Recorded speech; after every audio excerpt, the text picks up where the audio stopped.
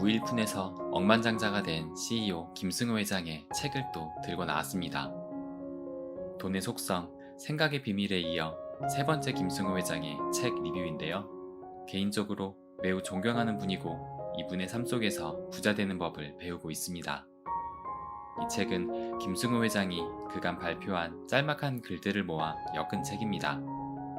그러다 보니 1부는 아들을 위한 경영 노트, 2부는 비즈니스맨을 위한 경영 노트, 3부 CEO를 위한 경영 노트, 4부 좋은 남편을 위한 경영 노트, 5부 어떻게 살 것인가, 이렇게 5개의 큰 카테고리로 묶어 73개의 글들이 쓰여 있습니다.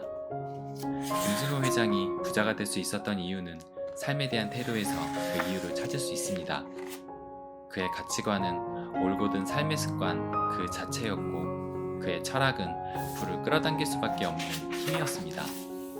그리고 그의 글에서는 너무 무겁지도 않으면서 그렇다고 가볍지도 않은 인생의 교훈을 느낄 수 있습니다. 저는 올해 40이 되었는데 40이 되니 삶에 대한 생각이 많아지는 시기가 되는 것 같더라고요. 다가오는 2021년에 40이 되는 분들을 위해 짧은 글 한 편을 소개하겠습니다. 30대가 40이 되기 전에 배워야 할 것들. 화장실 입구에서부터 지퍼 열지 않기. 급하다. 아이들은 자라나고 아내는 졸라대고 주변의 친구들은 성공을 거둔다.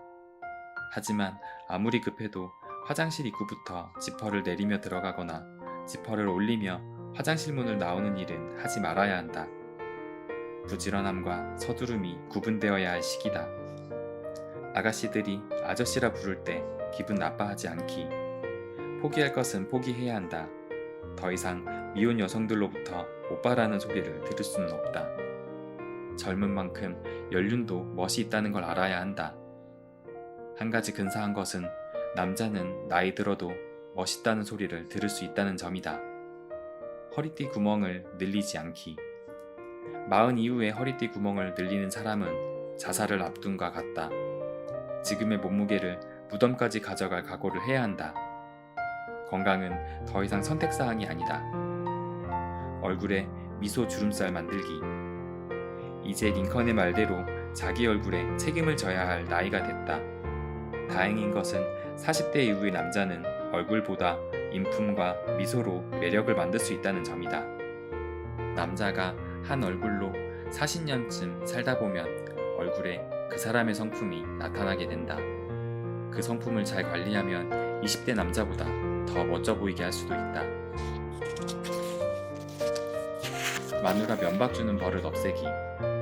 가장으로서의 권력을 서서히 양보해야 할 시기다. 자녀들 앞에서나 친구들 앞에서 아내를 경시하는 태도를 버려라. 늙어서 눈치 보며 살고 싶지 않다면 정권은 바뀌기 마련이고 독재는 무너지기 마련이다. 고전 다시 읽기. 혹시 이미 옛날에 읽었다고 하더라도 다시 읽어야 한다.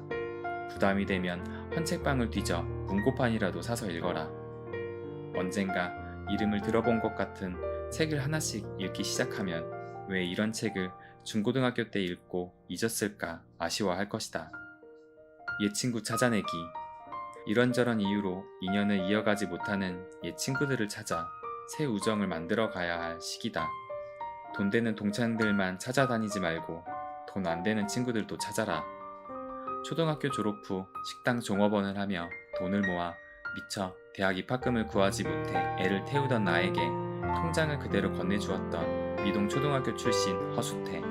뻔한 앵벌이의 차비 좀 빌려달라는 소리에 밥까지 사주고 차비 져서 보내준 안양 살던 정원철. 부모 없이 신문팔이 하며 고등학교 마치고 어떻게 해서라도 성공하겠다며 강남에서 어깨 비슷한 일을 하면서 사업가 냄새를 내며 성공과 실패를 거듭했다는 현재호. 지금 어디서 무얼 하며 살까? 언제나 만나고 싶고 연락을 기다리는 친구들이다. 과자 사들고 집에 들어가기. 과자로 아이들의 환심을 살 수 있는 마지막 나이다. 쉰이나 예순 되어 자녀들의 환심을 사려면 차를 사주거나 집을 사줘야 한다. 허풍과 욕심 버리기. 차라리 장관이 되거나 큰 돈을 벌 수는 있어도 철이 들거나 좋은 사람이 되기엔 시간이 얼마 남지 않았다. 친구와의 사소한 약속을 중히 여기고 가족에게 허풍 떠는 버릇을 고쳐야 한다. 버릴 것을 버리지 않으면 늙어 혼자 살게 된다. 수학 공부하기. 시험 보기 위한 수학이 아니니 얼마나 좋은가. 패턴을 알면 미래를 예측할 수도 있고 인과관계와 진리와 아름다움을 배울 수 있다. 불변의 자연 법칙을 통해 영원한 것에 관심을 가질 가장 좋은 때이자 마지막 기회다. 어떠신가요? 30대가 40이 되기 전에 배워야 할 것이라고 해서 무언가 거창하고 힘든 것을 배워야 할 것 같았는데 막상 읽어보니 피식 웃음이 나지 않았나요? 그럼에도 김승호 회장의 진중함과 진심이 느껴져 더 마음에 와닿습니다. 특히 전 이 대목이 무섭더라고요. 남자가 한 얼굴로 40년쯤 살다 보면 얼굴에 그 사람의 성품이 나타나게 된다. 이 부분을 읽고 거울을 보았는데 제 얼굴에 성품이란 것이 있나 하는 생각이 들어 책 귀퉁이에 이렇게 적고 말았습니다. 그리고 저에겐 3살 난 딸과 이제 생후 2달이 지난 딸아이 이렇게 두 공주님이 있는데요. 과자로 아이들의 환심을 살 수 있는 마지막 나이다 라는 말에 뒤통수를 한 대 맞은 듯 했습니다. 이 구절을 읽고 집에 들어갈 때 과자 하나를 사서 3살 난 딸아이에게 주었는데요. 우와, 아빠 최고 라며 엄지손가락을 척 보이더라고요.